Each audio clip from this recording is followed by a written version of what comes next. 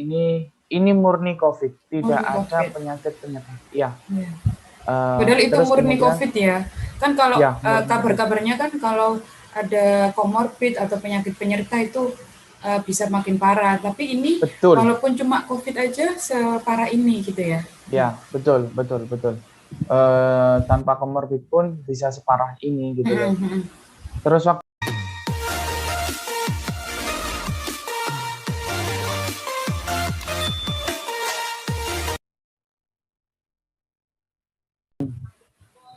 Bismillahirrahmanirrahim. Assalamualaikum warahmatullahi wabarakatuh. Kembali lagi di channel saya Zia Hurin-In. Jadi pada kesempatan kali ini saya bersama tamu spesial yang beliau ini sekarang bekerjanya sebagai perawat di RSUD Kabupaten Bangil, Jawa Timur, dan juga sekarang sedang menempuh pendidikan alih jenjang S1 keperawatan dan profesi nurse, begitu ya. Selamat datang Mas Faisal Mubarok. Apa kabarnya hari ini? Iya, selamat datang. Kabarnya alhamdulillah baik-baik saja. Alhamdulillah baik-baik Kalau Mbak saja. Zia gimana kabarnya? Alhamdulillah baik juga. Bagaimana puasanya? Lancar sampai hari ini? Sampai hari ini alhamdulillah lancar. Alhamdulillah Belum lancar ada yang ya. bolong. Jadi pada kesempatan kali ini saya mengusung topik sharing pengalaman sebagai tenaga kesehatan di tengah pandemi COVID-19. Tentunya kan Mas Faisal ini kan sehari-harinya sebagai perawat pelaksana begitu ya di ruang HCU kan ya? Ya, Betul ya? betul. Ya di ruang HCU, Betul. apalagi kalau di ruang HCU. Nah, bagaimana sih perasaannya? Kemudian apakah di tengah pandemi COVID ini, kan cerita di luar itu kan sepertinya sangat menakutkan begitu ya, apalagi untuk tenaga kesehatan, khususnya juga perawat, bidan, dokter, dan lain sebagainya. Nah, itu menurut Mas Faisal sendiri bagaimana sih? Apakah memang semenakutkan itu gitu? Monggo silakan. Oke. Gini ya. Ini kita sharing aja ya, kita sharing aja. Awal mula adanya COVID, itu kamu tahu nggak stresnya gimana? Dulu sebelum COVID itu kan ruanganku itu ruangan TB, ya, ruang TB khusus untuk TB, tapi tetap HCU ya, HCU TB. Dan sudah kebetulannya juga sudah dilengkapi dengan monitor sama ruangannya itu sudah disetting sama hexospan gitu, dengan tekanan negatif lah, istilahnya seperti itu. Kemudian waktu itu ada berita ya, waktu itu kan dari Wuhan China. Nah, itu kita masih delay berapa bulan, 2 sampai 3 bulan. Kebetulan waktu itu sebelum adanya bencana itu aku sudah pelatihan ICU di rumah sakit yang di daerah Malang, rumah sakit umum daerah Malang. Nah, kemudian setelah itu dapat 4 atau 5 bulan gitu ya. Itu baru yang namanya COVID itu masuk ke wilayah Indonesia. Ya kan? Bulan Maret itu ya, sekitar Maret ya, itu betul. Kan ya. Betul. Itu awal mulanya di bulan Maret, aku ingat banget. Itu gimana ya? Waktu itu hanya ada 1 pasien awalnya. Kita belum ada persiapan apa-apa. Pengetahuan kita juga belum apa ya, yang namanya COVID itu kan baru ada di Wuhan, ya kan? Kita tahunya oh ya ini COVID. Oke, di sana di Wuhan perawatnya pakai pakai hazmat. Kita kan masih belum ada hazmat, Bu, ya kan? Belum ada hazmat, belum ada APD yang lain gitu. Nah, kita pakai seadanya. Oke, waktu itu hanya ada 1 pasien jebret. Kok tahu itu COVID? Karena waktu itu pasien tersebut riwayat pasien ini TKW ya, Bu. Pasien ini TKW. Sebelum ada isu-isu COVID di sana, ini TKW ini sudah pulang. Ternyata nyampe di sana dia gejalanya itu lemes, batuk pilek, pusing. Terus kemudian badannya panas. Panas itu ada di rumah itu sekitaran 5 hari dia nggak turun-turun. Itu aku masih ingat sekali. Nah, setelah itu dia punya inisiatif, keluarganya punya inisiatif untuk dibawa ke rumah sakit RSUD Bangil. Di sana kita observasi. Oke, belum masuk ruanganku itu, masuk di ruang rawat inap biasa. Kebetulan ruang rawat inap biasa itu deketan sama ruangan saya gitu loh. Nah, setelah itu, oke, kita observasi di sana. Kok ini ciri-cirinya mendekati COVID gitu loh. Nah, oke, kita adakan audit kita semuanya perwakilan dari pihak rumah sakit pihak ruanganku, ruang HCU sama ruang rawat inap itu. Kita konfirmasi ke ke manajemen. Kita laporan kalau ada pasien yang gejala COVID seperti itu. Oke. Nah, setelah itu seketika langsung rumah sakit itu gerak cepat. Dalam arti gerak cepat langsung dibuatkan skema untuk penanganan COVID. Ya, betul. Tahu nggak betapa gilanya kita waktu itu? Betapa donnya kita. Pasien COVID, kita nggak punya APD. Yang kita andalkan hanya masker. Masker bedah itu yang warna hijau. Iya. Tahu kan lo kalau gue sudah gila gimana? Ya udah daripada gue stres, ya kan? Gue nyanyi-nyanyi. Ngapain? Yang lain pada nangis, yang lain pada gini. Terus pas waktu dapat satu pasien itu kan ya, maksudnya kan berarti pas menangani pasien yang gejalanya mendekati COVID itu masih biasa ya, maksudnya perawatnya, dokternya pun nggak ada yang pakai APD gitu loh, masih biasa gitu ya? Ya biasa banget, gimana mau nggak biasa, wong kita aja persiapan belum ada waktu itu. Nah, setelah itu dibentuklah sama manajemen itu petugas COVID. Nah, ada yang diketuai sama dokter IPD di sana, ketuanya itu dokter Budi. Ya, udah langsung ruangan itu dibentuk semuanya. Ini untuk ruangan COVID, ini untuk ruangan yang non COVID seperti itu. Terus setelah itu kita siapkan satu gedung itu udah di lockdown semuanya. Satu gedung itu di lockdown untuk gedung COVID. Oke. Oke, setelah itu ruangan saya pun juga diikutkan sebagai ruangan COVID. Disitulah letak kesetresan kita. Kita kan gimana nggak stres ya? Kita pelatihan COVID pertama kaget gitu ya. Pertama kaget. Dapat makin stres gitu ya. Iya, betul. Makin stres lagi. Pengetahuan kita belum ada, dalam arti pengetahuan itu penanganan COVID-nya itu bagaimana, terus nanti kalau ada orang yang meninggal itu diapakan, terus penanganan orang yang meninggal kena COVID itu gimana, di situ kita itu gimana ya, mau nangis itu, ya gimana kita mau menghindar dari situ itu gimana, ya nggak bisa, ini sudah kewajiban kita gitu loh. Iya, betul. Oke lah, kita pasrah, ya wes kita pasrah, seiring berjalannya waktu, ini pada bulan Maret pasien pertamaku dan puncaknya COVID itu di bulan puasa. Bulan puasa tahun lalu. Tahun lalu 2019, betul. Itu momen yang paling nggak bisa aku lupakan. Itu tahu sampai kan, berapa kan? Maksudnya sampai berapa pasiennya itu? Di HCU juga gitu, sama aja berarti. Di HCU saya itu kan kapasitasnya cuma 8 bed kan. Kalau di ruangan lain itu waktu itu sebelum semuanya ya, sebelum semua sebelum ruangan yang lain dijadikan COVID, itu kapasitasnya 32 bed. Semuanya penuh, ruanganku penuh. Tahu TKHI kan? Tenaga Kesehatan Haji Indonesia. Oh iya. Nah, tahun itu ada tes TKHI di Surabaya. Nggak tahu itu di area mana. Waktu itu sudah selesai ini orang TKHI pelatihan itu sudah selesai. Udah mau pulang lah mereka, mau pulang. Ternyata di bandara itu kan waktu itu gencar-gencarnya untuk dilakukan tes swab, ya kan? Ternyata sebelum dilakukan tes swab itu ada salah satu rekan dari mereka meninggal dunia secara mendadak tanpa ada gejala apapun. Setelah pelatihan ya?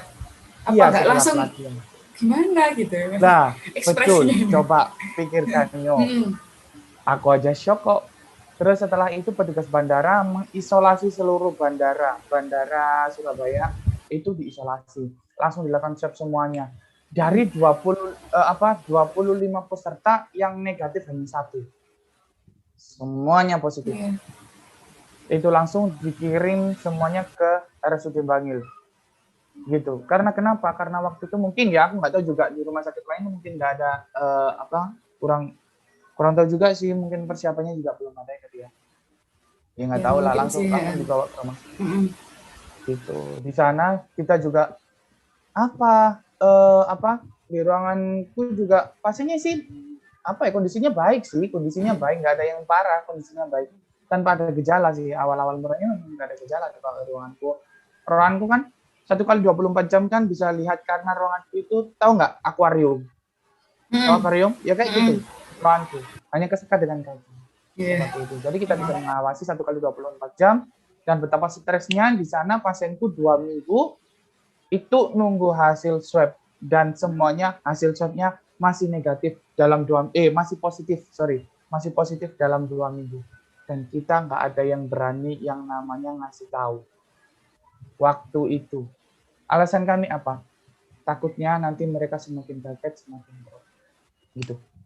Tapi itu pas waktu itu, pas setelah dapat pasien TKH itu, yang positif-positif itu, semua perawat di rumah sakitnya sampean itu sudah pakai APD lengkap, sudah memenuhi syarat gitulah. Sudah. Waktu itu sudah. Kita kan gerak cepat, terus kemudian banyak yang ngirim spoonbun, banyak yang ngirim hazmat, banyak yang ngirim APD yang lain. Gitu. Sudah banyak yang nyumbang. Yang nyumbang bukan hanya dari rumah sakit terdekat ya. Aku antusias banget support banget sih wilayah-wilayah Bangil itu, dari Gojeknya. Gojek pun ya, ini cerita beneran. Gojeknya itu sampai persatuan Gojek di area Pasuruan itu sampai ngirimin kita spoonbun sebanyak 1 karung goni. Berarti maksudnya alhamdulillah gitu ya, banyak yang mendukung gitu ya, banyak yang mensupport. Kemudian ada nggak sih maksudnya teman pas waktu ngerawat pasien COVID terus terpapar, terus bagaimana saling supportnya itu? Itu pertanyaan yang sangat mengerikan ya bagi saya ya. Itu kalau perawat sih, teman sejawat sih di area saya, di ruangan saya, waktu itu ketika kita merawat pasien COVID, meskipun kita sudah pakai APD lengkap, meskipun kita sudah menerapkan protokol dengan baik, kita sudah cuci tangan dan sebagainya, PPI pun juga mengawasi kita, itu banyak yang kena. Banyak yang kena. Sekitaran 25 perawat itu. Seperti itu. Terus, jadi akhirnya gitu sesama teman gimana gitu? Maksudnya supportnya ya atau gimana setelah ada temannya yang kena gitu? Kita support kita support sih. Kita support. Kebetulan kan teman-teman kan perawatannya kan di ruangan dekat sama ruanganku ya. Ruanganku. Ya kita nyupport-nya ya enak aja sih. Dalam arti kita kan kalau tindakan kan, ayo semangat, kamu pasti bisa. Ini nggak akan lama. Kita semuanya pasti akan berlalu.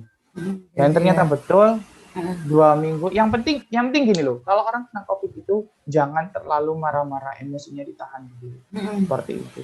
Emosinya ditahan, banyak konsumsi vitamin C, banyak makan. Udah, jangan stres. Kalau nggak pengen stres, ya udah kita nggak usah terlalu mikir COVID itu. Oh nanti aku seperti ini. Jangan. Kalau kena COVID itu yakin aja, ini kan penyakit, nanti pasti ada obatnya. Ya udah, beneran waktu itu setelah karantina 2 minggu di swab udah banyak yang negatif. Alhamdulillah, kita langsung seneng banget gitu. Intinya kalau memang nggak ada sakit lainnya ya saling support gitu ya. Minum vitamin, makan, intinya bahagia lah ya. Sama teman juga harus mendukung temannya biar nggak sampai kepikiran gitu ya. Kemudian kan Mas Faisal ini kan di ruangan HCU yang tentunya pasiennya kan pasien khusus, nggak seperti dirawat inap biasa gitu kan. Betul. Ada pengalaman yang sangat berkesan yang sampai sekarang itu nggak bisa dilupakan gitu? Ada sih, sebenarnya ada. Ke pasien ya konteksnya. Maksudnya melayani pasien. Betul. Ada sih. Gini, aku ada suatu cerita ya, suatu hari. Ini kalau waktunya kita 30 menit kayaknya kurang deh. Karena kenapa? Kalau menceritakan COVID itu panjang banget. Kira-kira singkatnya lah. Oke, singkatnya gini. Waktu itu teman sejawat juga ya. Teman sejawat juga itu terpapar COVID itu sudah parah. Istilahnya diagnosanya itu sudah ARDS. ARDS itu jenis apa ya? Gagal nafas lah. Seperti itu. Nah, gagal nafas itu yang namanya ruangan kami kan ruangan HCU itu belum pernah yang namanya pegang ventilator. Gitu. Karena ruangan kami kan ruangan baru. Kita belum pernah yang namanya pegang ventilator, belum ada yang namanya pegang intubasi ya. Meskipun aku udah pernah pelatihan, aku sendiri sudah pernah pelatihan itu waktu itu ya alhamdulillahnya sih aku sudah sedikit tahu tentang ventilator, sedikit tahu tentang intubasi waktu itu. Kalau fungsinya mungkin bisa di-share intubasi itu buat apa? Oke. Ventilator itu adalah fungsinya pemenuhan oksigen tapi melalui mesin seperti itu. Itu fungsinya ventilator. Intubasi itu membuka jalan nafas, yaitu melalui fungsi kita kasih selang ya, kita pasang selang ke pasien itu melalui mulut. Bayangkan melalui mulut, ya kan? Itu menuju ke area paru-paru di situ. Dengan kondisi pasien ditidurkan atau dianestesi seperti itu. Lah, waktu itu yang ini paling berkesan sekali dan ini pengalaman yang paling sedih kalau menurut aku ya. Ini tetap teman sejawatku. Boleh percaya atau tidak, orang kena COVID itu paru-parunya semuanya putih, rusak semuanya. Ya, oke. Dengan gejala sesak berat, pasiennya panasnya suhunya 41 derajat Celcius. Itu kan sudah berat ya berarti ya. Maksudnya pasien tersebut juga punya penyakit lain, apa murni dia memang terkena COVID itu aja? Kalau temanku ini ya, teman sejawat ini murni COVID, tidak ada penyakit. Ya. Padahal itu murni COVID ya. Kan kalau kabar-kabarnya kan kalau ada komorbid atau penyakit penyerta itu bisa makin parah. Tapi ini walaupun cuma COVID aja separah ini gitu ya. Ya, betul. Tanpa komorbid pun bisa separah ini gitu loh. Terus waktu itu ya, aku lanjutin ya. Waktu itu kita semuanya berunding sama dokter anestesi, sama dokter parunya juga, semuanya sama keluarga juga kita berunding mau kita lakukan intubasi.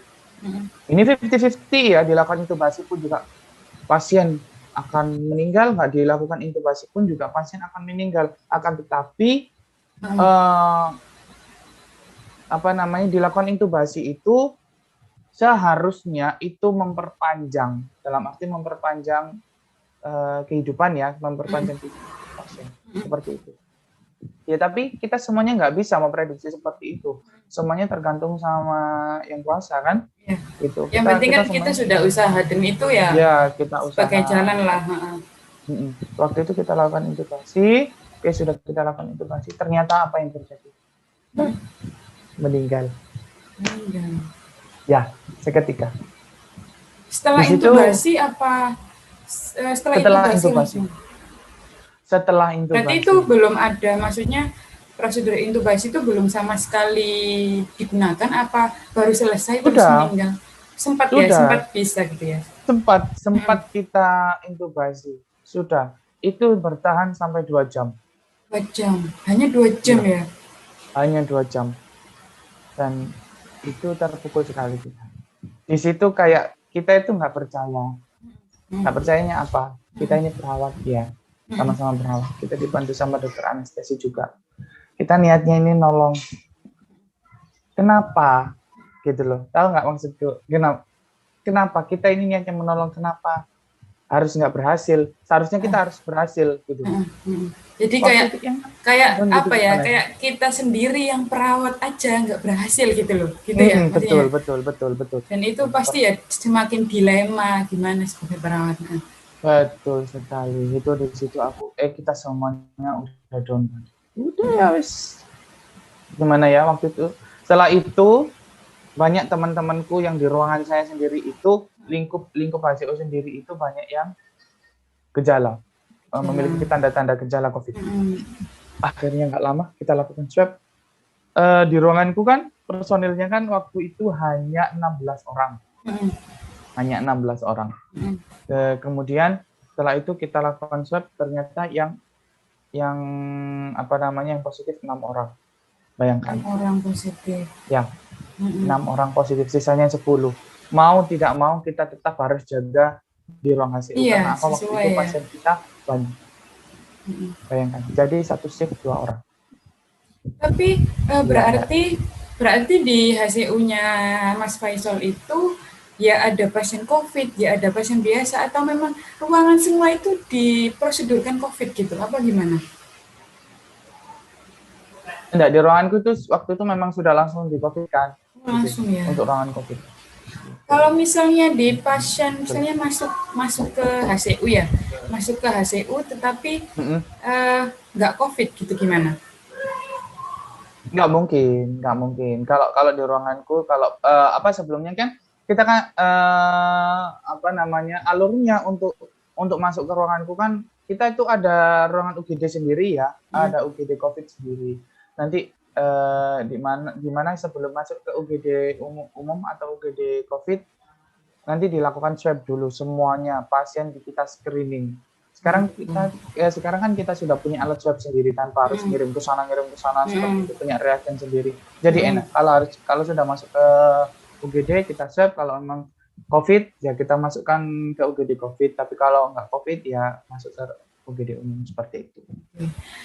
Saya kira sudah banyak sekali yang di-sharing gitu oleh Mas Faisal juga. Kira-kira pesan-pesannya apa sih mungkin untuk sesama tenaga kesehatan ataupun untuk masyarakat secara luas gitu? Karena kita kan ini masih di tengah pandemi, kemudian juga dalam bulan Ramadan, dan masih juga nanti sepertinya ini kan sudah diperbolehkan oleh pemerintah, entah itu taraweh ataupun nanti sholat id. Dan itu gimana sih agar orang-orang itu tetap terkendali gitu loh? Tips-tipsnya bagaimana? Tipsnya ya, ini bagi teman-temanku, teman-teman sejawat, teman-teman medis semuanya, kita tetap harus jaga imun, jangan lupa minum vitamin. Meskipun kita sudah divaksin, meskipun kita sudah dapat perlindungan dari vaksin tersebut, tetap kita harus sesuai dengan protap ya.